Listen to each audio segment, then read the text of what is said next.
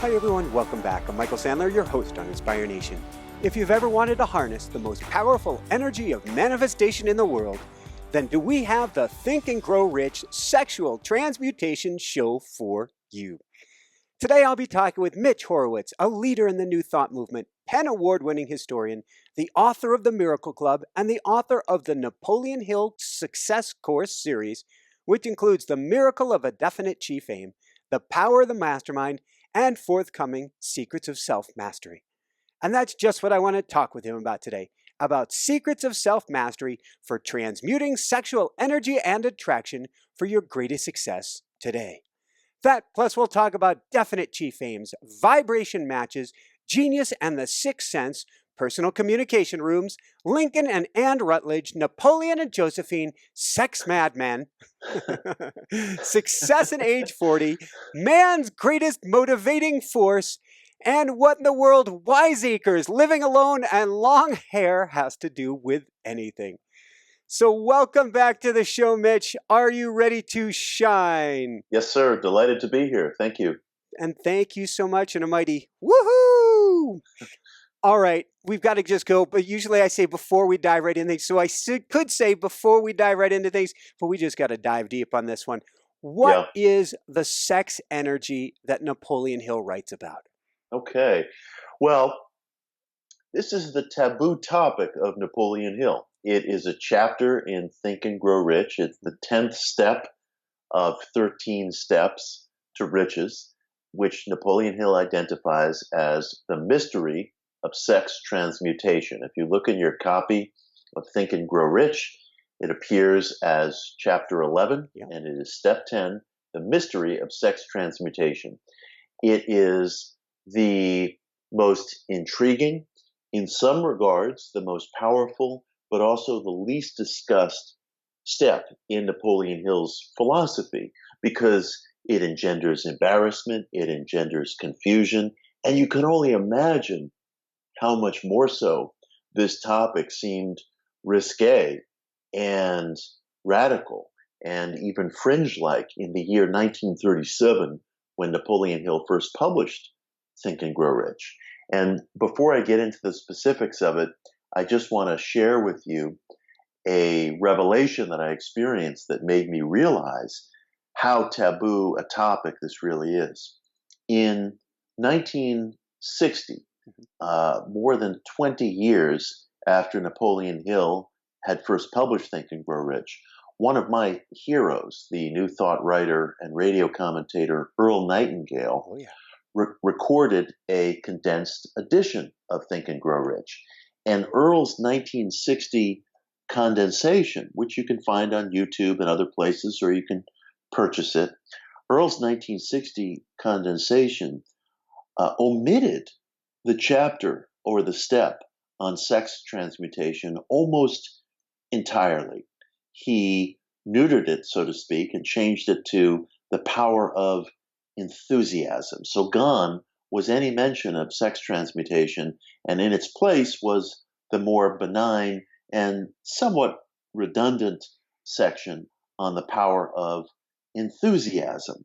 And I thought, wow, if Earl Nightingale and his publisher were too embarrassed to discuss the topic of sex transmutation in 1960, admittedly a long time ago in a more conservative age, again, how much more radical did this subject seem in 1937, and how brave it was of Napoleon Hill to tackle this topic at all. Now, I was giving an online seminar just several days ago, and it was on the subject of Think and Grow Rich in general, and I was hitting upon some major points in the book. And during the question and answer session, somebody asked me, could you talk about this topic of sex transmutation, because it's completely mysterious to me. It's completely lost on me. I don't understand it. I need you to unpack it for me. And I thought, wow, all these many decades, readers have been eating up Think and Grow Rich, reading it, listening to audio editions of it, listening to adaptations of it, taking online seminars, and still, after generations, this topic of sex transmutation is mysterious, is taboo, is intriguing, is confusing, is befuddling, is tantalizing.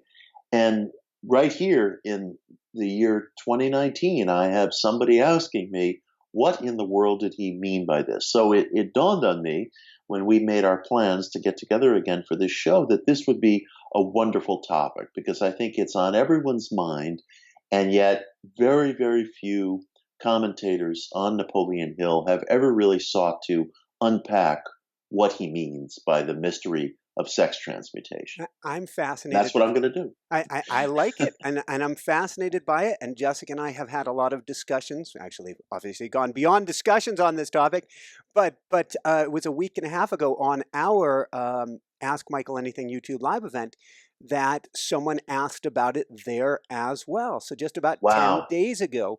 And so we were doing our best to unpack some of it there, but I'm fascinated to dive into this with you, because I have to believe, and I've heard, and maybe it's rumor, that in his initial drafts, Napoleon Hill had written a lot more about this, but I have to imagine that he really, to use your word he used a few minutes ago, he himself neutered that chapter. He had to have tried to clean it up. And as he talks about in chapter 11, neutering being the greatest force of removing power from something. Yes, yes. So let's dive in and talk about exactly what Napoleon Hill meant, because I do believe it can be explained in simple terms, even though it is a mysterious subject, and probably every explanation will bring with it a whole train of questions, but it can be explained, and here it is. Yeah. Hill believed, I think with great reason and with great cause, and with antecedents in a variety of ancient traditions, that the force of life seeking to express itself within us, the force of creativity seeking to express itself in us, is experienced as the sexual urge. The sexual urge is what motivates our species to procreate. We are here. We are driven to procreation. We're driven by a variety of factors, but the sensate experience driving our species toward procreation is the sexual urge. It's extremely powerful. Arguably, it's overwhelmingly powerful. A topic that we can touch upon a little bit later in the show. It is an urge that brings great joy. It is an urge that brings great suffering. It is an urge that brings people into harmony with one another. It is an urge that brings people into profound conflict with one another. But it is the essential creative urge. It is the life force, so to speak, seeking expression. The sensate experience of sexual satisfaction, of sexual pleasure, is how we men and women experience life itself seeking procreation, not only on a biological level, but on all levels. We are productive beings. We are generative beings. We build things. We solve problems. We create works of art. We maintain commerce. We create households. We create and tear down buildings. We eradicate old things and put new things, hopefully improved things in many cases, in their place. All of these impulses within the individual, Hill taught, are the force of life itself seeking expression, and that force is experienced on the most sensate level as the sexual urge. Now, there is antecedent for this in all kinds of teachings, in Taoist teachings, in Kabbalistic teachings, in Vedic teachings. So it is one of the aspects of Hill's philosophy. In fact, I think it is the aspect of Hill's philosophy that is most deeply connected to other wisdom traditions, and that is most esoteric. There are many people today who regard Napoleon Hill as kind of spirituality with training wheels, who consider themselves above Napoleon Hill's material, a point of view that I always discourage. But among that group, there are those who will concede that he had a very knowing, very sophisticated, very practical grasp of the concept of sex energy as it's been expressed in religious traditions and esoteric traditions throughout the ages. Now, that's one part of the equation. Hill saw the sexual urge as the creative impulse seeking expression within men and women, not only biologic, but all forms of expression, creative, commercial, and so forth. Hill took it a step further and said, you can actually learn to harness and use this energy in your life in ways that go beyond the familiar physical releases by doing the following. When you feel a sexual urge, when you feel a sense of sexual desire, you as an individual are capable of redirecting that desire towards an expression other than the physical, towards some other form of expression. And you can become consciously aware of redirecting or transmuting, as he puts it. This is an alchemical term, transmutation. Transmuting or redirecting the urge for sexual expression away from the physical and towards something that you are seeking to create in the world, whatever it may be, something commercial, something scholarly, something artistic, something physical, whatever it may be. He is not counseling that you sublimate or repress the sexual urge. Quite the opposite. Hill also makes the point in this mysterious chapter that nothing is greater tonic for one's mood, one's spirit, one's sense of physical wellness than healthfully expressed consensual sexuality.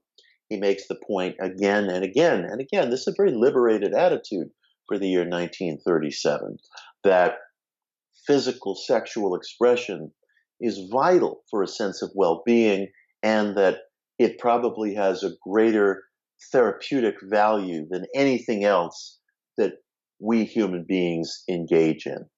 So he's not in any respect talking about sublimation or repression or any kind of abstinence from sexual activity. Not at all.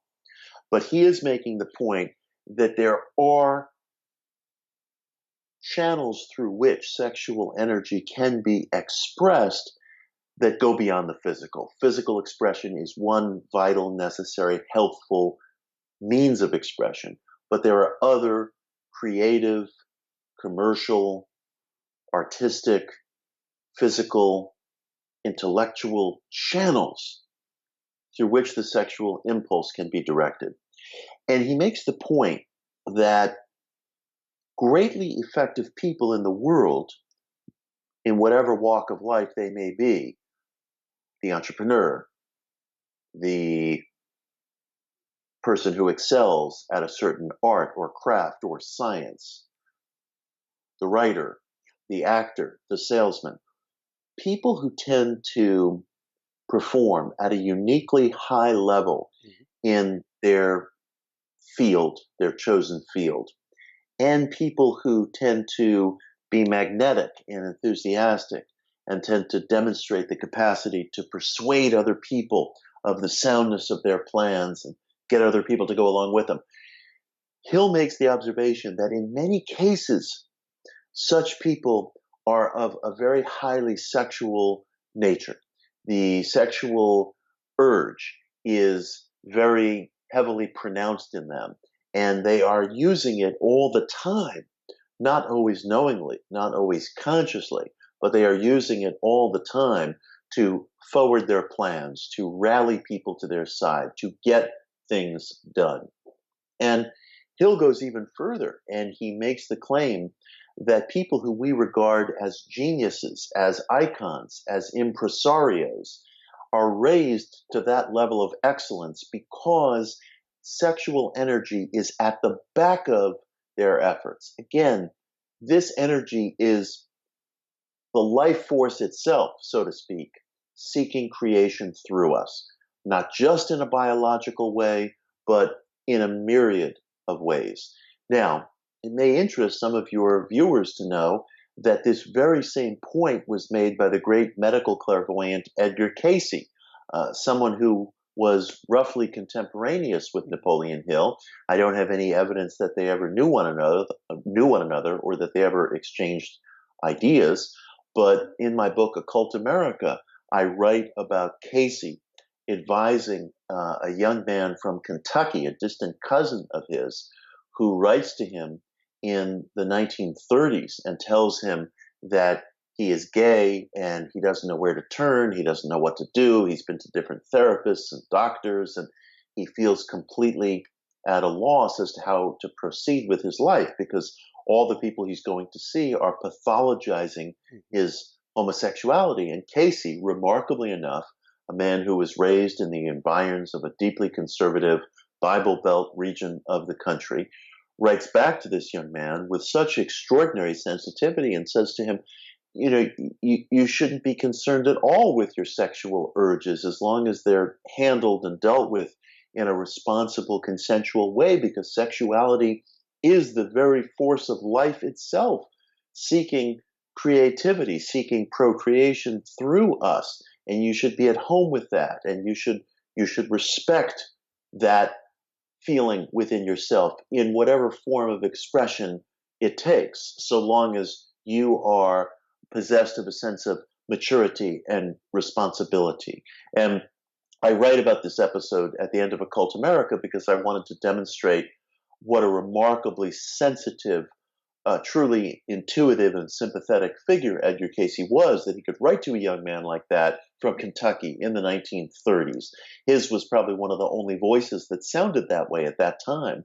And I think he and Napoleon Hill were in total comportment in terms of their attitudes about sexuality. They viewed sexuality as a positive expression, a therapeutic expression, a healthful expression, but not just that.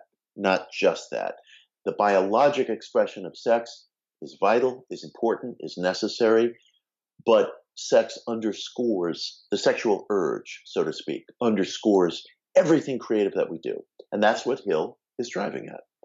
Thank you. So how do we begin driving with that force at the wheel? Yes. Well, first of all, I think there are two answers to that. I believe, first of all, we have to become aware of it. We need to see and understand the sexual force in our lives as something that's not just an urge towards physical release, although it certainly is that, and that's healthful, and that's good. But in addition to it being an urge toward physical release, and in addition to it being an urge towards procreation, it is also at the back of our wishes, drives, desires, and efforts. That awareness makes us on more familiar terms with ourselves. That very sense of awareness in and of itself places us on more familiar, more intimate terms with ourselves, which is vitally important, because the first step of all productive self-knowledge is knowing thyself. So that is step one. Secondly, before we dive into second, please. How do we start to? I keep thinking of, as you're saying this, of marketers, sex sells. They get it. They use that energy in almost every single ad you see. But how do we take that from being something that's so powerful in our bellies, in our dantian, in our beingness, and recognize it, bring it up to the surface, to become aware of it? Because we're in a very confused society where, yes, sex sells, but on the other hand, even the use of the word sex will scare people away from listening to this show. It's a very repressed society in a sense. And so we repress it within ourselves. Yes, you're raising many wonderful points. Our consumerist society, although it delivers a lot of important goods to us, it also repackages and resells everything to us, including heroism, including rebelliousness, including sexuality. Every human urge that has its own noble primal basis in the life of the individual is ultimately repackaged and sold back to us, along with a lot of very good, very wonderful things. But Napoleon Hill makes the observation that of all the things that seem to urge the individual in a certain direction, that seem to play upon the individual's motivations and desires, sexuality, he lists as number one. There are lots of things that motivate us. We're motivated by the need for income. We're motivated by wanting peer approval. We're motivated by wanting the appreciation of others. We're motivated by the drive to propagate the species. We're motivated by our fears. We're motivated by fear of poverty, fear of illness, fear of death. There are all kinds of motivations. There are motivations that come from outside of us. Drugs or alcohol can be a form of motivation. The wish to know, the wish to attain higher knowledge is a form of motivation. There are lots of motivations, but at the very top of that list, he'll list the sexual urge. He'll list the sexual urge. So it's natural that marketers, in one way or another, are going to use that to manipulate us, to sell products back to us. That's natural. And as you've alluded, for all the selling of sex that goes on in our society, it's still a kind of taboo topic. It still makes people uncomfortable. And this is one of the reasons why I want to reassure people that when you're doing the kinds of exercises that we have talked about many, many times on this show, seeking a definite chief aim, getting in touch with what you really want, pondering these questions of sexual transmutation, these are your private inquiries. These things belong to the exquisitely private environs of your own psyche. You don't have to run out and share what you're doing with other people. You don't have to seek other people's approbation or approval. You don't have to raise your hand and identify yourself or put some label on yourself. I think the greatest experiments that we undertake in private. And I invite everyone to read this chapter in Think and Grow Rich. I've just done the condensation of one of Napoleon Hill's books called The Magic Ladder to Success. I write about this in the introduction to that condensation. Explore this on your own, knowing that you don't have to take any kind of a communal or congregational approach to any of this. These explorations belong to you. And I think that that sense of privacy, that sense of silence gives people approbation to study, consider, experiment, to get to know themselves in a different way. So bravo to all those observations. I think you're absolutely right. But people should also feel reassured that there's nothing that needs to be public about any of this. This is an idea. It's an idea for you to experiment with privately. Thank you. So we've got number one, we have to become aware of it. And number two, then? Number two, and this is very interesting, and this is really the action part of Napoleon Hill's chapter. Yeah. He makes the contention, and I believe this is true from personal experience, that when you are possessed of the sexual urge, you can, by a shift in your attention, redirect that urge from physical satisfaction. You're not repressing physical satisfaction. This is a choice you're making in a particular situation. Redirect that urge from physical satisfaction toward a cherished task, whatever that task may be. You may be writing a chapter in a book. You may be presenting a sales presentation. You may be constructing a home. You may be practicing a dance routine or a martial arts routine. Whatever it is that you're dedicated to, you can do consciously what we're doing unconsciously all the time, which is using sexual energy as a creative force, as a creative impetus, because it's there. It's going on constantly, whether we're directing it or participating or not. You know, we're sitting in the passenger seat most of the time. And when people are just filled with excitement and enthusiasm and a positive, fearless, can-do attitude, applying themselves in the direction of a natural and cherished task, there is sexual energy present. We don't identify it as such. We don't identify it as such, but it is present. If we can begin to know ourselves more and identify that current of energy as being on the scene, as being at the back of our efforts, we can begin to direct it. We can begin to direct it. And Michael, we're speaking about a very intimate topic, of course, and I believe very deeply from my own personal experience that there's absolute validity to what Napoleon Hill observed. I really do. People are always saying to me, you're so enthusiastic. You seem never to sleep. I do sleep, by the way, and you produce so much in terms of books and lectures and shows and narration. How do you do it? And I say, well, it's love for my subject matter. I'm deeply impassioned towards my subjects. I'm very driven to do it. And Napoleon Hill would say, yes, bravo, that's all true. But there's sex energy at the back of all the terms you're using. You're using euphemisms. He would say to me, passion is a euphemism. Magnetism is a euphemism. Even enthusiasm, that magnificent elixir that seems to make everything possible, that's a euphemism. He would say behind all of that is the sexual urge, which is the urge of life seeking creation, seeking generativity, seeking productivity, not only in terms of procreation, but also in terms of everything that we produce. I'm going to ask a question I never planned on asking, but since Jessica and I have been going through it's that kind of show. it is. We've been going through this whole pregnancy journey, and I'm not sure if you had known or not. She miscarried a second time. We're taking a pause. We're going for it again in the future after we have cultivated our energy back again. Yes. But one of the things that we've learned is, at least in the U.S., the ability to conceive, particularly coming from the male side of things, may be lower than ever. That particularly arousal is down, sperm count is down, things like Viagra are there for a reason now. I'm wondering if somehow the sexual energy, even if it's in mass media, has somehow, and maybe the euphemism is the word passion, is this vital force is down here right now? That's a fascinating question. There's so much to unpack there.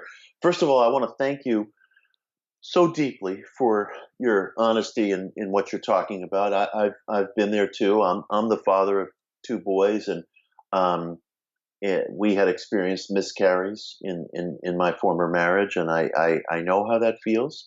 I have been there, and I think it's such a service to your viewers and your listeners, and this is why they love you, that you talk about this, because it demonstrates to people that they're not alone, that we've been there and we've experienced these things. And you're raising a very good point. There's so much to unpack there. Pornography has never been more prevalent in our society because of the digital revolution. And I suppose our generation is the first generation that is dealing with the mass distribution of pornography. It's existed from time immemorial, of course, going back to Greek vases and, Vedic tapestries. This isn't, our generation is not unique, but our generation is unique insofar as this stuff is being distributed 24/7 on demand to all parts of the world at all times. And I suppose we have to ask ourselves the question of how this is going to affect us. And I don't know. I don't know. I tend to have liberated attitudes towards all these things, but at the same time, I'm not unwilling to join you in asking that question. And I don't know the answer to that. We of course, we have interjected all kinds of chemicals into our environment. We probably have an excessive use of antibiotics. We obviously have all kinds of carcinogen or carcinogen-related elements and things that are being pumped into our environment now. Ours is an environment that's producing unprecedented amounts of garbage, refuse, waste, and all these things are, of course, interjecting previously unknown elements into our environment. So, that could all figure into what you're saying. I wish I had a good, honest reckoning for you and a good answer, but I think that you're you've raised deeply and profoundly important questions. And I do know that we as a species, at least here in the West, we are getting somewhat reconditioned sexually because there's such a vast consumption of pornography today. Now, I don't know whether that's a good or bad thing. I know people. I there's all kinds of people who watch your your show. I mean, you probably have an audience that is the greatest cross section of America of any show that's on the web right now. And I know from social media that there are people who are sex workers who watch your show, and I wish them well in their work. I mean, my wish is for everybody to succeed in whatever good ethical work that they're doing. So I don't know that all this pornography is necessarily having a negative or a deleterious effect, but I know there are people who feel that way, and I'm concerned about their point of view, and I want to hear their point of view, and I care about their point of view. It is possible that adolescents in particular are getting sensitized or desensitized along certain lines because of the nature of pornography. Look, I also recognize there are some people for whom pornography is a very positive experience, for whom it alleviates loneliness and sexual urges and things of that nature. And I take that seriously too. I suspect, as is often the case with human nature, there's a complexity of things going on, some good, some bad, some questionable, a complexity of things going on. And I think you've raised very important questions, very, very important questions. And probably the reason why we're facing so many challenges in this area, and part of the reason why so much of the traffic that actually goes on within our vast digital culture is sexual in nature, is because Napoleon Hill was correct. Because Napoleon Hill was correct. This sexual urge is at the back of everything. So thank you so much, Mitch. So let's say that you're going about your life, going about your day. Heck, you're on your computer. An image catches your eye. You sense you're now becoming more aware. Hey, Mitch says I should look for this sexual energy. I now know what that feels like. I'm more conscious and aware. Now, what is that big project? What is my definite chief aim? And how do I grab that giant locomotive lever on that railroad tracks and go ka-chunk and take it over here? Yeah, I think what you've described is valid. I think that the key to Napoleon Hill's recipe for transmuting sexual energy is awareness and redirection. Awareness and redirection. Now, look, we are human. There are not always times where redirection is possible. Sometimes sexual expression of whatever form needs to be engaged in. That's just human nature. I don't want people to get hung up over this. I'm not trying to create another rule under which people need to live by. It doesn't need to happen this way all the time. It's not going to happen this way all the time. We're human. We need a sexual release sometimes. We need a physical release sometimes. But there are times you will find that if you experiment, you can redirect the sexual urge in a healthful, natural way along different lines. There are also, specifically along creative lines, there are also ways in which this occurs more subtly. One of the things that Napoleon Hill writes about, and you and I were talking about this before the show, and we're a little hamstrung by a kind of old-fashioned language and gender roles that Hill used back in 1937. But he writes that one of the greatest drives behind the creative person, and this was his language, is man's wish to please woman. Man's wish to please woman. And we have to talk about that language and those kind of gender roles, but I'll interject real please. Quickly. As my dear friend Hendrik Mako, an amazing marathon runner who was one of my groomsmen, said at my wedding, regarding Jessica, dude, you were nowhere without her.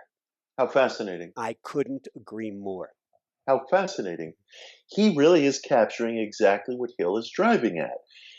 Hill maintains that in a subtle but extremely powerful way, the energy of the individual is very often channeled and driven by his or her desire to please a mate or to please a prospective mate. I was struck by this in a very, very good movie, which was the movie Social Network, written by, I believe it was Aaron Sorkin, if I'm remembering the name correctly. And this was about the rise of Facebook as a technology. And it's a very good movie. If you haven't seen it, I recommend it.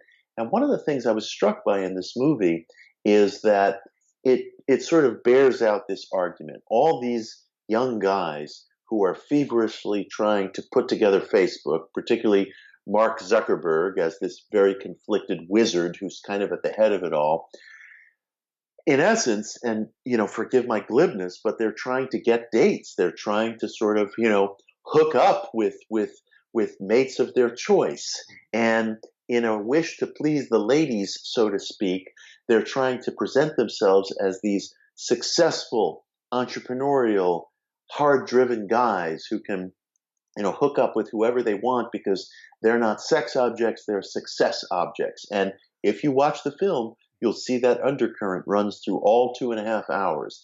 And it's a vexing and curious aspect of human nature. But what they were expressing in that film in a somewhat critical way was what Napoleon Hill was expressing in a more holistic way. He was saying, look, it is a fact of human nature. Great people throughout the ages and in our own time have very often been driven to heights of success because of their wish to please a mate or to please a prospective mate. Now, you'll notice I'm using gender-neutral language for a reason. He didn't use gender-neutral language. He wrote, in the days where it was, people would use expressions, which I believe he uses, like, behind every great man, there's a woman, So he wrote in terms of the gender stereotypes of an earlier generation. And that's how the chapter is written. I am proud to say, I can't believe this slipped my mind, I also have done a gender-neutral edition of Think and Grow Rich, which you can find online or wherever you buy books. And in that gender-neutral edition, I preserve all of his arguments faithfully, but I break us out of some of these gender stereotypes a little bit. So you can go to a chapter. If you like what I'm describing, you can go to the chapter of the gender-neutral edition of Think and Grow Rich, and you can take it in without feeling that you have to buy into the sexual language or roles that belong to an earlier generation. So I think that whenever Hill talks about man's desire to please woman, we can talk about an individual's desire to please his or her mate or prospective mate. And he says that there's a lot of people out there in our world and in our history who have performed extraordinary services, demonstrated things that we never thought were possible, produced works of art, feats of entrepreneurship, acts of commerce that have changed the world, who were driven by this very intimate, sexualized wish to please a mate. So his contention would be, this is going on all the time. It's subtle, but it's very, very deeply felt. So it's interesting. Your friend at your wedding had an impulse that spoke exactly to what Napoleon Hill is saying. Suddenly, here's Michael, who's washing his socks and who's, bicycling, faster and more effectively than he's ever done before, and whose show is reaching twice as many people as it did 5 years ago. And, your friend had an instinct. He had an instinct, and that instinct comported exactly with what Hill is saying. And thank you. And towards the end of that, no worries. Towards the end of that section of Napoleon Hill, that chapter 11, he talks about, I guess I would call this an amplifier of the sexual energy being love. Yes. He wanted people to express sexual energy in all of its variants in a way that wasn't destructive. And that means expressing it in a manner that is obviously consensual, that is respectful, and that ultimately is based in love. And it's interesting. I got into this discussion last week at the online seminar about Think and Grow Rich, where somebody asked about this question of sex energy. We live in a world today where we're seeing lots of lives that have been torn apart and other people victimized by the misuses of sexual energy. Yeah. And it strikes people as very curious sometimes. In fact, I was at a dinner party just a few weeks ago where a very, very successful entrepreneur was sitting at the head of the table, and he was saying, you know, we live in a world today where some extremely successful people, some admirable, some less admirable, have gotten caught up in sexual scandals or acts of non-consensual activities, and they seem to have put their whole lives and careers on the line, and it just seems to be this wild lapse of judgment. What's it all about? And I thought to myself, and I began to talk about some of what Napoleon Hill wrote. He also talks about the dangers of this kind of sexual energy running amok, and it's so powerful and it's so irresistible a force in some people that this force of ultimate creation becomes a force of ultimate destruction. And it's almost a part of natural law or human nature that what can nurture and warm you can also burn and damage you. If the warming rays of the sun will blind you when stared directly into, so to speak. And these are natural laws, and they're also psychological and physical laws. And Hill warned that if misused, if misdirected, if uncontrolled, the creative urge becomes a destructive urge. And I think that helps actually decipher some of what's going on in our culture. Going from there, you talked about at the very beginning about him talking about, I think he calls it untying knots of actual the health benefits of allowing that sexual energy to flow between two consulting partners. And my guess is even one individual, if they want to get that energy flowing. Yes. Does he address at all what I'm going to call sexual magic, MIGICK, of setting intention when getting that energy to I'm speaking in code here. What I'm Yeah. talking about is orgasm and using that and focusing energy there. It's a wonderful question. He doesn't talk specifically about that, but I do think that what he's talking about is related to sex magic. Now, simply put, sex magic is setting an intention at the point of climax. Yeah. There, I'm simplifying it, but in various and diffuse ways, sex magic, a term which a lot of your viewers may have heard, is setting intention at the point of climax. A great deal of what we call ceremonial magic or chaos magic or spell work is really new thought along other ritual lines or ritual channels. The whole basic foundation of the premise behind magic is that the will can be externalized, that the mental picture can be concretized, can be actualized in the world around us. Now, for those of us who are dedicated to new thought, that involves our emotionalized thoughts and mental pictures. But there are people in other pursuits who I love and I respect and I work with who are engaged in Wicca, spell work, chaos magic, ceremonial magic, and to a very great extent, they are trying to do the same thing. They might be using herbs, ceremony, deity worship, spell work, rituals, but we're all trying to do the same thing, which is to externalize the mental, basically. And Meaning thoughts become things. Thoughts become things, or thought causation. Yes, yes. And one method that has existed in magical tradition for many generations, but was popularized by Aleister Crowley, among a handful of others, in the late 19th, early 20th century, is what has now come to be popularly called sex magic. I think that term originated with Crowley. And sex magic, as alluded, is setting a desire, setting intentions at the moment of climax. This is also used in chaos magic as part of the ceremony called sigil magic. In sigil magic, you're supposed to take a desire and through a variety of methods, many of them very simple, boil that desire down into a symbol, into an abstract symbol of the thing wished for, and then you charge that symbol, so to speak, by working yourself up into a kind of state of ecstasy or some kind of a meditative state that crosses over into a transcendental or surreal or extra rational state. But most often this is done through climax. Whether it's climax with a partner or whether it's solitary climax, most often the kinds of climax that's used when working with sigil magic to, so to speak, charge a abstract symbol with psychical energy or subconscious energy. Most often it is sexual climax, and that's also the crux of sex magic.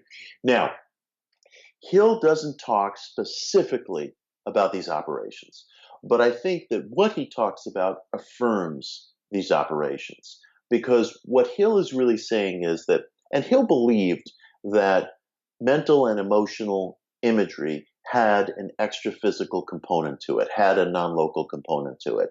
And I am absolutely certain from years of reading and studying and working with Hill's ideas that he would have agreed that sexual energy too, as with the emotions, as with the intellect, has an extra physical component. In fact, he says in the chapter on sex transmutation that it contributes to the development of a sixth sense, or what we might call today extra sensitivity, or ESP, or telepathy, or intuition. Mm-hmm. He did believe that heightened sexual energy could not only amp up your creative, physical, and intellectual abilities, but it would amp up your intuitive abilities to the point where an individual could participate in a kind of overmind or non-localized intelligence or infinite mind, as he called it.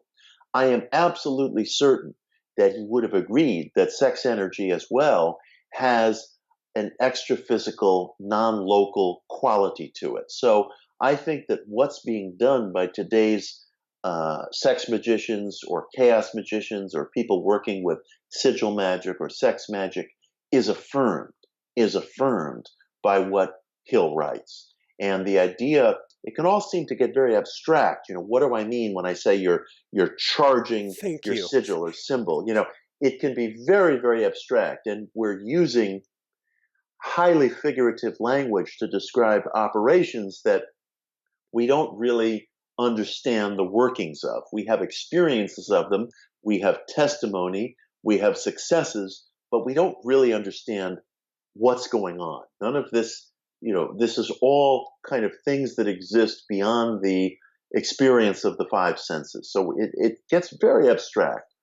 But when someone speaks of charging your sigil or charging your symbol at the point of climax, it's mysterious what's going on there. If anything is going on at all, we don't have a theory of delivery. We don't know precisely what's happening. It's extra physical. It's extra sensory. But I think Hill would affirm by observation, by testimony, by experience, that what's happening is actual, that it's real. And I think people who engage in those forms of magic would benefit from reading Hill's chapter, because I think it's very much incompettent.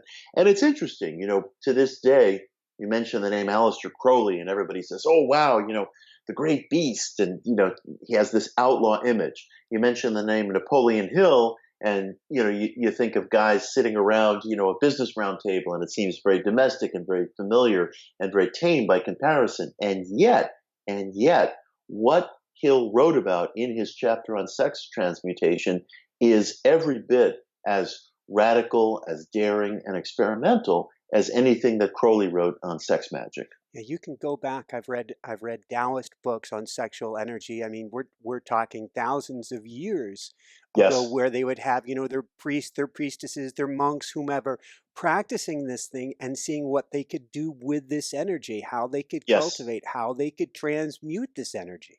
Yes, and remarkably enough, here's Napoleon Hill in 1937 in, what comparatively speaking was a very repressed society, dealing with some of this deeply esoteric material, sometimes from age-old religious traditions. And it should give people some respect towards Napoleon Hill. When this guy says he spent 20 years researching Think and Grow Rich, that should be taken very seriously, because he looked in a lot of corners and byways and found some really, it's just the most remarkable, wide-ranging program.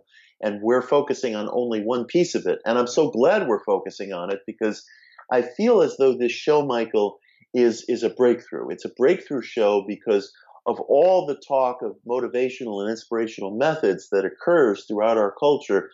This topic is so very rarely dealt with, and you have just broken that barrier. So I think this is great. Yeah. And honestly, between yourself, myself, and everybody listening, and I said, Jessica, should we do the show on this topic? She's like, oh heck yeah, because between you and me and the hundreds of thousands who are listening, we practice this stuff. Yes. Yes. We practice this stuff and take it very, very seriously, and are continuously asking, what does he mean? And we read different books on it. And it's not so much that you're reading books to try to figure out the tantric blobbity that makes you feel, although that's great. Yes. But there is no more powerful, the energy, I mean, what do they call it? Le petit mort, or le mort petit? Yes. The little death. Yes. That's for a reason. At that moment of orgasm, the amount of energy going through your being, I don't think almost anything else can touch it. If you can channel that with or without the actual orgasmic experience, what more powerful energy is there to play with? Yes, it's the energy that we experience at the point of procreation itself, and lots of other times as well. But it's extraordinary.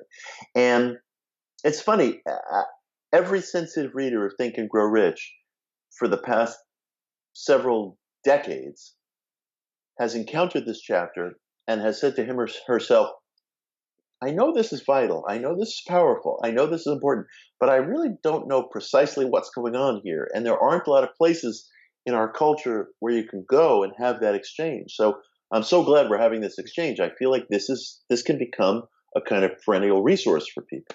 Thank you. Yeah, I couldn't agree more. So I'm going to take us on a curve that I never expected to, but I'm looking at your amazing tattoos, and it's making me think of Egypt, and it's making me think of Egyptology and sexual energy, a place you probably never expected, and I never expected to go today.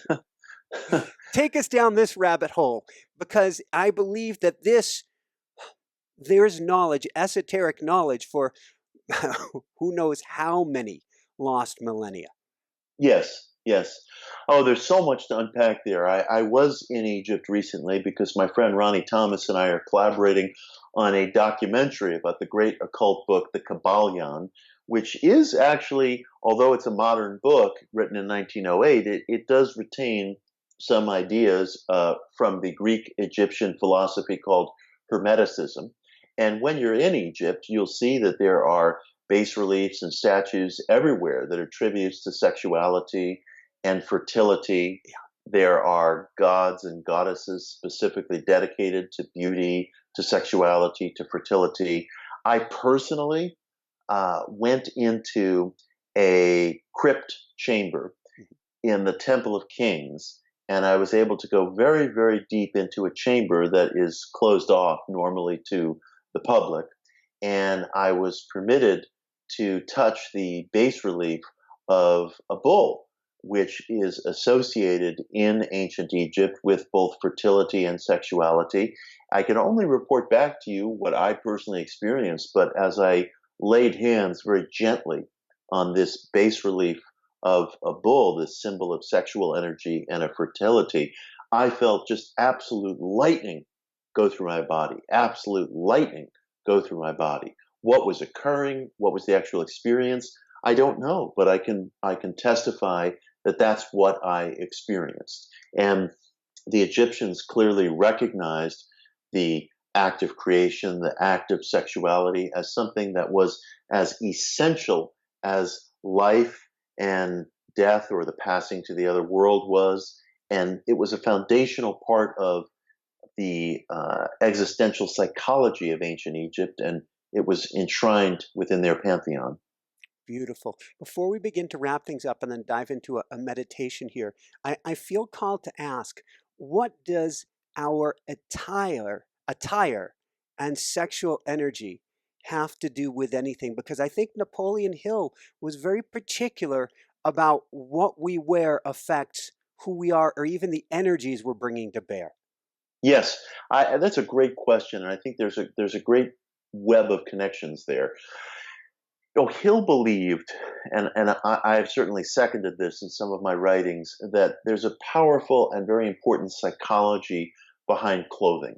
And he believed that it was very important for the individual to comport him or herself, to dress in such a way, to adopt whatever kind of gait a person wished to adopt that would make the individual feel magnetic, charismatic, confident. These are all ways of maximizing sexual energy, all ways of maximizing sexual energy. And Hill was very, very plain about this, that when we're getting spruced up and dandied up, whatever our definition of that may be, we are seeking to exalt and build and maximize our sexual energy. We're seeking to magnify that creative force, that force of attraction in the broadest sense within ourselves. And I've made this observation before on the show. I've made this observation in some of my writing. I think that one should not underestimate or wave off as just mere vanity the importance of dressing and comporting yourself the way that you wish. I don't make a division between the inner and the outer. I think all of these divisions are artificial at a certain point. And I think that no one should feel embarrassed. No one should feel like they're being shallow if and when they wish to pay attention to the outer, to appearances, to what makes them look good, to what makes them feel good, according to whatever one's internal lights, whichever way they're directed. It's a self-driven decision. Of course, we all experience social pressure, peer pressure, societal pressure. But look, every society, the Hebrews, the Greeks, the ancient Vedic culture, every society in its works of art has depicted beauty. We're not the first. And yes, there's peer pressure. Yes, there's consumerism. Yes, there's pressure to conform. But every society has had its adornments and its paintings and its sexuality, from the Song of Solomon to the wonderful, headdresses of the Maya. Every society has had a love for and appreciation of beauty. And I want the individual not to feel like they're being vain or shallow or unspiritual if they pay attention to that which could be described as outer. But again, I don't make a division between inner and outer. I just want the individual to feel as comfortable and as at home in his or her own skin as possible. And I want the individual to feel approbation to comport, dress, and conduct themselves in the world as comfortably as they wish. I believe this is one of the reasons why a transgender person who is transitioning will often describe a feeling of great and wonderful relief, because they finally feel that they're comporting themselves in the world as they wish. And that's very important. What?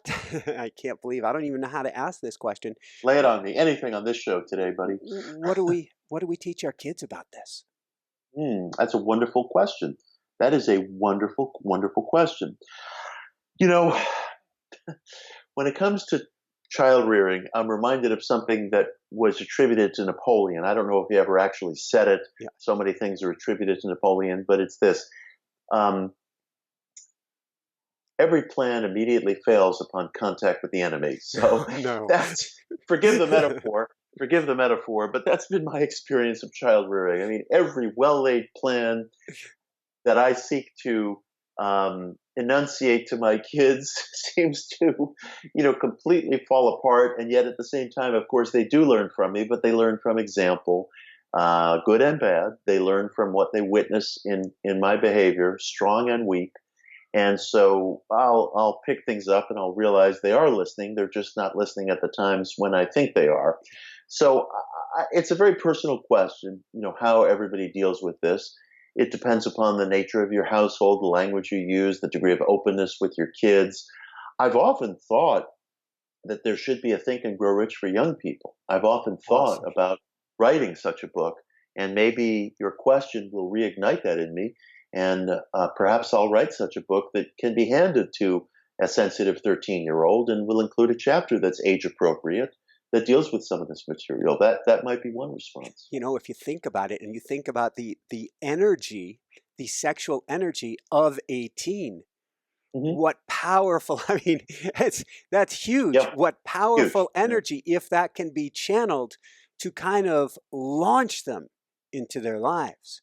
Yes, yes. It's a sensitive question and a very, very big question. But I would say that every being, every mature sexual being, is absolutely using this energy. And the question is, how will we use it constructively? And how broad a definition are we willing to sustain of that? Because we understand something about what it means to encourage kids to be responsible from a sexual perspective. But if we broaden our perspective on sexuality, which is really what this whole show has been about, then how much more so can we talk about the responsible uses of it? It's a wonderful Woohoo! prospect. Yeah. So, on that note, where can people go to find out more and you find your books and tell us about the amazing series? You're in book number 2 and you've got book number 3 on pre order coming up. That's right. I'm working on a series of books right now called the Napoleon Hill Success Course. Mhm. And the first book in that series, which is also one of my favorites, is called The Miracle of a Definite Chief Aim. That's a book we've discussed here on the show. The current book is called The Power of the Mastermind. And the upcoming book is called Secrets of Self-Mastery, which can be pre-ordered on Amazon. And I'm happy to say in Secrets of Self-Mastery, I will be talking about some of this sexual transmutation material. I'll have a whole chapter on it. Excellent, excellent, excellent. And your website, one more time. Website is mitchhorowitz.com. I'm on Twitter at Mitch Horowitz, Facebook, mitchhorowitz.one. I am easy to find, and of course, all my books are at Barnes & Noble, Amazon, independent booksellers. You can find them in digital, audio, physical. And I love that our audience sends you lots of emails. In fact, you shared an amazing one with me as I was going down earlier this week. Yes, So I never yes. got to thank you or to indirectly thank them. But if people want to shoot you emails, where should they send them? Oh, they can contact me through my website. My real email is up there. They will hear back from me. I love hearing from Inspire Nation listeners. I've said this before, and I absolutely mean it.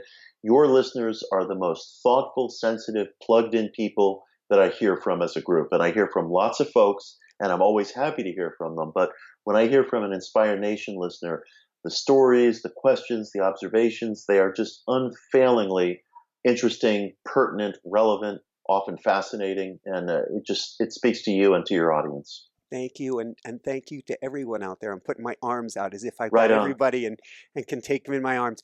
Any right on. last words of wisdom you want to share on this topic, or things that you go, oh, I wish I had talked about X, Y, or Z, but it didn't come up. Now's your chance.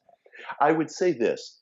If this material has been intriguing to you, and if you're driven to go read this chapter in Napoleon Hill's book, which I recommend, don't feel badly if it still seems somewhat vague, if it still seems somewhat abstract.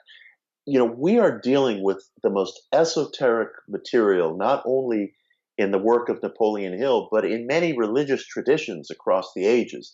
These were things that were matters of deep esotericism to Vedic masters, to Taoist masters, to Kabbalistic masters.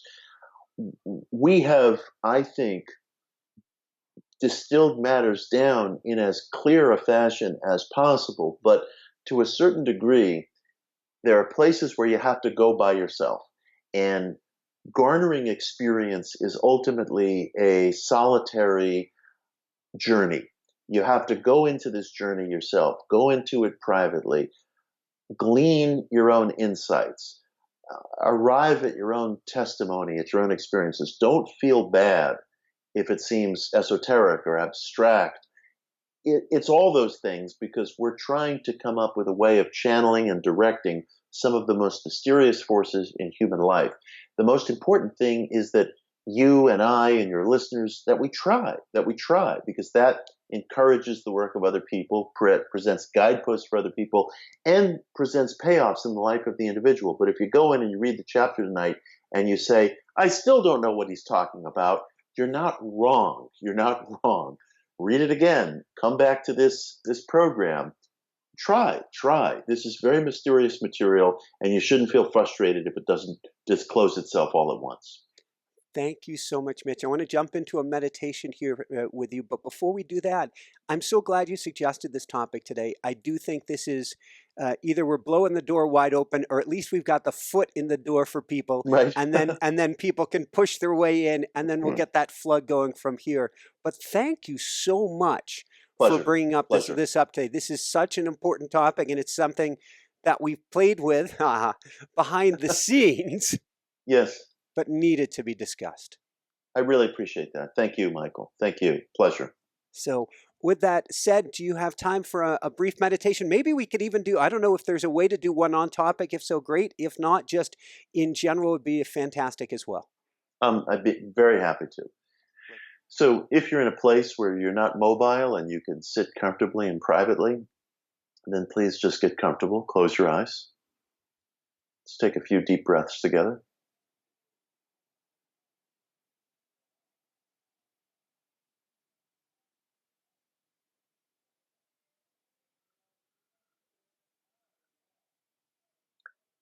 I'd like you to think of something that you deeply desire to achieve in life. Something that is profoundly and powerfully important to you. It can be a certain attainment, achievement, artistic or career goal, whatever it may be. Something that is cherished by you as an aim, as a goal, as a wish.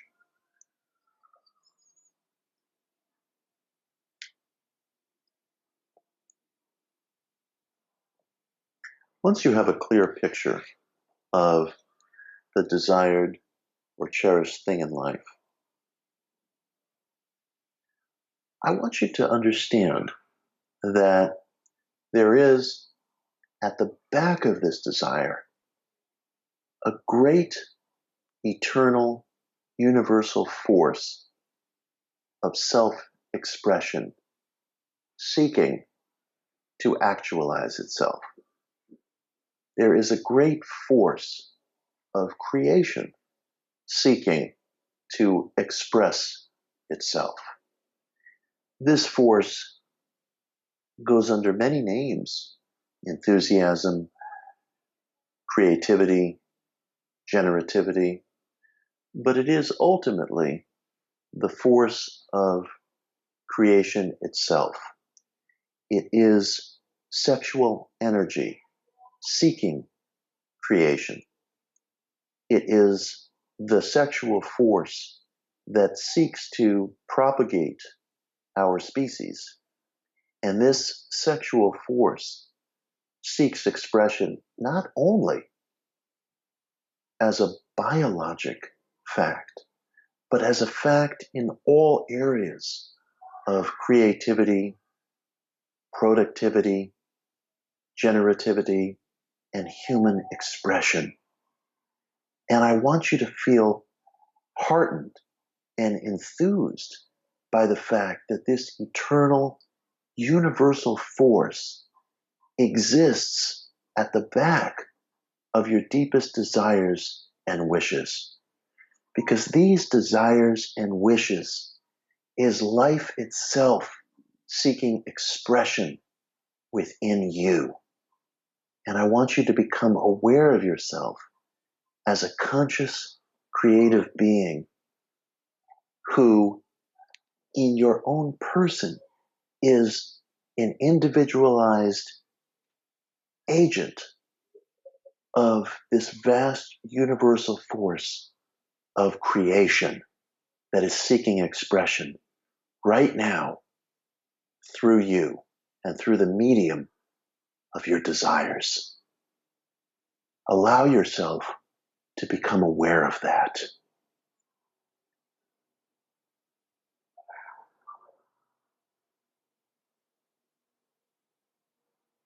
Take a few more deep breaths in this awareness.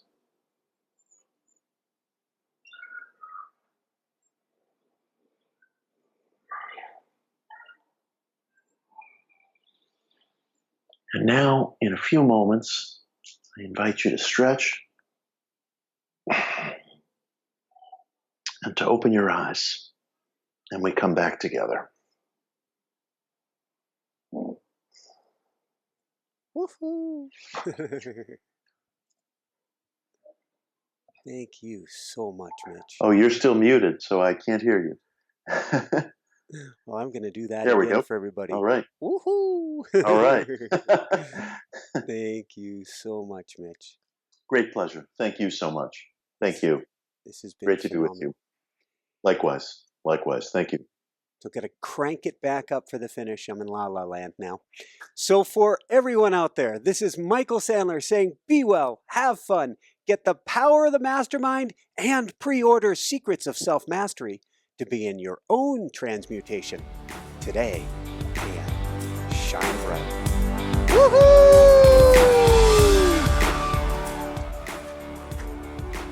All right. Thank you, my man. A home run, a grand slam, I hope this show becomes one of your classics. You know, I think that this is going to really grab people's attention. Yeah. Thanks so much for watching. If you enjoyed it, be sure to like below. Also, leave your comments. Have some real fun with it. Subscribe to our channel where you're going to get more great videos, more interviews coming up. And check out our website, inspirenationshow.com. That's where you'll find tips, blogs, information, videos you won't find anywhere else, and useful and helpful resources to really help you kickstart your life and to shine bright. Thanks so much again. Thank you for your support. Like, comment, subscribe. See the website. Thanks so much and have fun. Of course, shine bright. Woohoo!